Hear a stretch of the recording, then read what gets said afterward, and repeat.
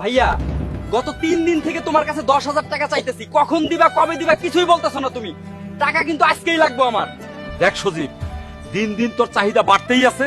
এই মুহূর্তে তোকে আমি এতগুলো টাকা দিতে পারবো না, আর তাছাড়া আমার হাতে টাকাও নাই। আমি কিন্তু তোমার কাছে ভিক্ষা চাইতে আসিনি, বাবার রেখে যাওয়া সম্পত্তিতে আমারও সমান ভাগ আছে, আমার টাকাই আমাকে দিবা। শুনো সজীব, তোমার ভাই যখন এই সংসারের দায়িত্ব নেয় তখন কিন্তু এই সংসারে কিছুই ছিল না, আর তুমিও অনেক ছোট ছিলে। বাবা যখন মারা গেল তখন তুই অনেক ছোট, পুরো সংসারের দায়িত্ব আমার কাঁধে এসে পড়লো। দায়িত্বটা পাহাড় সমান মনে হয়েছিল তখন। রোদে পুড়ে বৃষ্টিতে ভিজে দিন রাত পরিশ্রম করে আজ এই সম্পত্তিগুলো করেছি আমি। এগুলো তো আমার একার জন্য করিনি। তুই তো বন্ধু বান্ধবের সঙ্গে গিয়ে টাকা নষ্ট করিস, সাথে তুইও যদি নষ্ট হয়ে যাস এই ভয়ে বেশি টাকা দিতে চাই না তোকে।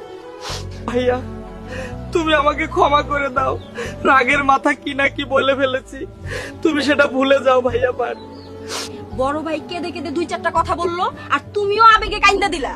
সারা বছর কি এমনি এমনিই চলবা তুমি? শুনে রাখো, সংসার আলাদা না করলে আমি কিন্তু বাপের বাড়ি চলে যাব।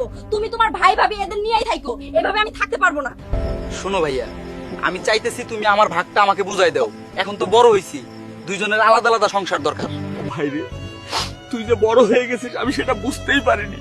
তুই যেহেতু আলাদা সংসার চাচ্ছিস তবে তাই হবে, তুই এটা নিয়ে ভাবিস না। শুনো, এই সংসারটা আজ এত দূর এসেছে শুধু তোমার পরিশ্রমের কারণে, তাই আমি থাকতে কখনোই সমান ভাগ হইতে দিব না, কথাটা মাথায় রেখো।